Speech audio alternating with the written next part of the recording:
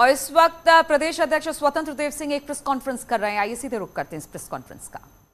और 428 कार्यक्रम हुए और रामपुर में इस समापन कार्यक्रम हुआ। माननीय राज्य के लोकप्रिय मुख्यमंत्री आदरणीय योगी आदित्यनाथ जी इस कार्यक्रम में बड़ी सभा करके समापन किया।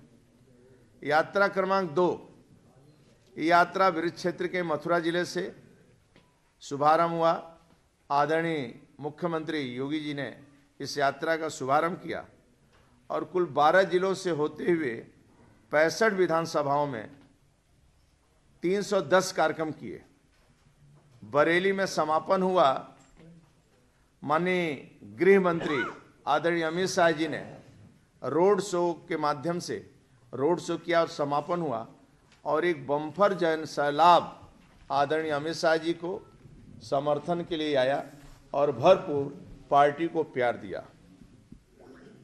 तीसरा, यह यात्रा कानपुर क्षेत्र से झांसी जिले से हमारे माननीय केंद्रीय रक्षा मंत्री आदरणीय राजनाथ सिंह जी ने इस यात्रा का शुभारंभ किया। इस यात्रा में कुल 14 जिले का दौरा किया और कुल 52 विधानसभाओं में 403 कार्यक्रम किए, जिसमें लगभग 43 लाख लोग सम्मिलित हुए। और कानपुर में समापन कार्यक्रम में हमारे माननीय उप मुख्यमंत्री आदरणीय केशव प्रसाद मौर्य जी ने जनसभा किया। क्रमांक 4, यह अवध क्षेत्र के अंबेडकर नगर से ये यात्रा शुभारंभ हुई। अपने लोकप्रिय राष्ट्रीय अध्यक्ष आदरणीय जगत प्रकाश नड्डा जी ने इसकी शुभारंभ किया। इस यात्रा के कुल 13 जिलों का दौरा किया और कुल 82 विधानसभाओं में 217 कार्यक्रम किए। यात्रा का समापन भी माननीय राष्ट्रीय अध्यक्ष आदरणीय जगत प्रकाश नड्डा जी ने किया। यह यात्रा क्रमांक 5, गोरखपुर क्षेत्र के बलिया जिले से यात्रा शुभारंभ हुई। हमारे लोकप्रिय मुख्यमंत्री मध्य प्रदेश आदरणीय शिवराज जी ने इस यात्रा का शुभारंभ किया और कुल 10 जिलों का दौरा करते हुए 62 विधानसभाओं में 319 कार्यक्रम किए। इसका समापन माननीय राष्ट्रीय अध्यक्ष आदरणीय जगत प्रकाश नड्डा जी ने बस्ती में किया। यह यात्रा काशी क्षेत्र के छठा जो है, काशी क्षेत्र के गाजीपुर जिले से माननीय केंद्रीय महिला एवं बाल विकास मंत्री श्रीमती स्मृति ईरानी द्वारा शुभारंभ की गई और इस यात्रा कुल 12 जिलों का दौरा 71 विधानसभा में 337 कार्यक्रम किए। यात्रा समापन अमेठी में अपने लोकप्रिय मुख्यमंत्री आदरणीय योगी आदित्यनाथ जी ने किया।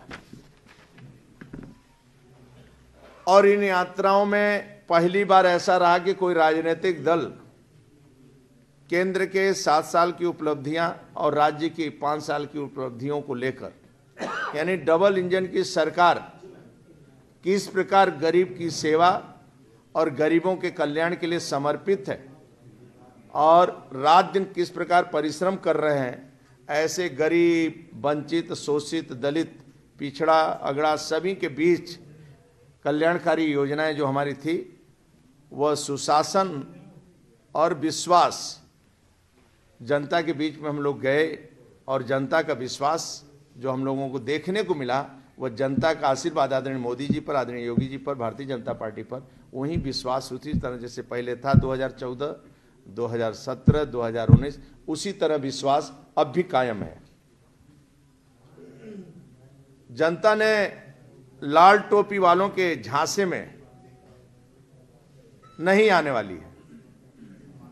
वह सपा बसपा कांग्रेस का 15 सालों पिछला इतिहास, उनका कुशासन देखा है, किस प्रकार की उनकी हरकतें होती हैं और सरकार किस प्रकार चलाते हैं, ये पूरा राज्य देखा है और बच्चा बच्चा देखा है और सुना है। अभी भी मां के अंदर वह दहशत उसकी आंखों से नहीं जाती है, न दहशत वह समाप्त हो रहा है कि किस प्रकार का गुंडागर्दी होती थी और किस प्रकार का राज्य दुर्गंध था और किस प्रकार का यह राज्य बिल्कुल भ्रष्टाचार में लीन था। ज़्यादा कुछ कहने की ज़रूरत नहीं है, इनके पापों का बखान यहाँ करने की ज़रूरत नहीं है। अखिलेश जी को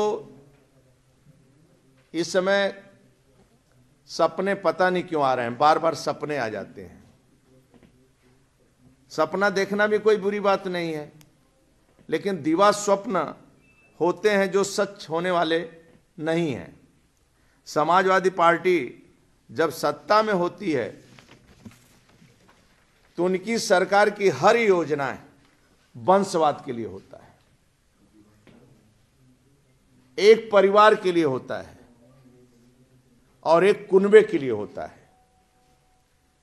नौकरी हो, विज्ञापन युवाओं के रोजगार के देने की, लेकिन वह घर परिवार के जेब में सब योजनाएं चली जाती है और यहां होटल बुक हो जाते हैं। होटल में एक परिवार के लोग आकर डेरा डालते हैं और वसूली शुरू हो जाती है। कानून व्यवस्था 15 सालों में देखना, बताने की जरूरत नहीं है। राज्य का एक एक बच्चा उनके हरकत से परिचित है और दूर दूर तक वह सपा के लाल टोपी को या सपा के चुनाव को छूना नहीं चाहता है। वो कुछ भी ड्रामा कर ले, कौन भूलेगा उनकी कानून व्यवस्था। आतंकियों को संरक्षण देते हैं, आतंकियों से जेल से छुड़ाने की बात करते हैं, सिमी को संरक्षण देते हैं, उनको छुड़ाने की बात करते हैं। गुंडे और भ्रष्टाचारी जो सरेआम दिन दहाड़े स्कूटी और बेटियों और शिक्षिका पढ़ने जाती है, लोग जाने नहीं देते हैं। और लखनऊ यदि पुलिस वाला कोई ईमानदार एक आग पकड़ लिया किसी गुंडे को, तो मियां जान का फोन चला जाता है पश्चिमी उत्तर प्रदेश से लेकर, और फिर वो गुंडे को छोड़ना पड़ता है। इसलिए सपा की कोई सरकार नहीं रहती। सपा को कौन चलाता है यही नहीं पता चलता है। उनकी सरकार है ही नहीं है जब भी आती है। और उनके राज्य में अखिलेश जी सपने भगवान कृष्ण के देखते हैं। उनके पिताजी जो राम भक्तों पर गोलियां चलवाया, डीजे बजने नहीं दिया, प्रतिबंध लगा दिया, कावड़ यात्रा पर प्रतिबंध लगा दिया, राम यात्रा पर प्रतिबंध लगा दिया, वो राम कृष्ण और भोलेनाथ की बात करने का अधिकार क्या है? आस्था को अपमानित किया और हमारी सनातन संस्कृति को अपमानित किया। कांग्रेस, सपा, बसपा, सोनिया से लेकर यहां राहुल से लेकर अखिलेश यादव तक, ये लोगों को कौन नहीं जानता है। जवाहर बाग की घटना हो, कृष्ण के साधुओं के जमीन कब्जवाने की बात हो, जब इनका सपना टूटता है तो इनके जाने कितने मंत्री विधायक गलत कार्यों के कारण जेल में होते हैं। 2017 के बाद कुशासन के इन सभी प्रतीकों पर लगाम लगाने का काम योगी सरकार ने किया। हमारे लोकप्रिय मुख्यमंत्री टैबलेट खोलते ही 2 आइकॉन बहुत प्रमुखता से दिखाई देता है।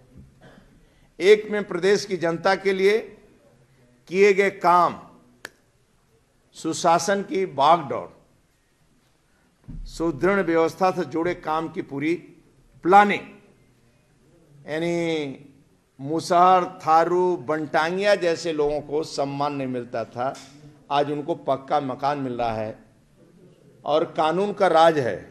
दूसरे आइकॉन पर हम लोग देखेंगे तो जो पिछली सरकार की, सपा सरकार की कारनामों की कुंडली है, इसलिए हमारे मुख्यमंत्री जी के साथ विपक्षियों के की कारनामों की कुंडली पर लगाम लगाने में सफल हो रहे हैं, क्योंकि सब लेखा जोखा आदरणीय योगी जी के पास रखा हुआ है। इसलिए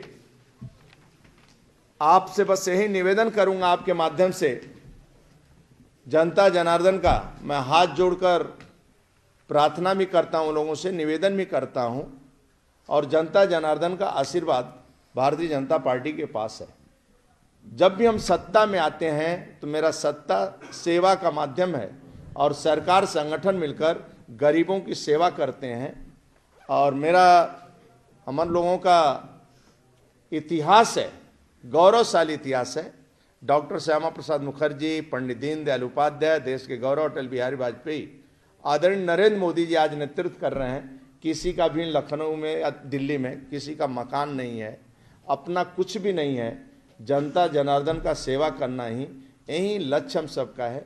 और पंक्ति के अंतिम व्यक्ति को मान मिले, सम्मान मिले, भरपेट भोजन मिले, रहने को छत मिले, स्वास्थ्य चिकित्सा फ्री हो, ये सब भी हम लोग कर रहे हैं, आगे और करेंगे। बहुत बहुत धन्यवाद। तो बीजेपी की जन विश्वास यात्रा के समापन के मौके पर प्रदेश अध्यक्ष स्वतंत्र देव सिंह को आप सुन रहे थे कि किस तरह से ये यात्रा निकाली गई, लोगों का प्यार आशीर्वाद मिला है। 403 विधानसभाओं से 6 यात्रा निकाली गई थी।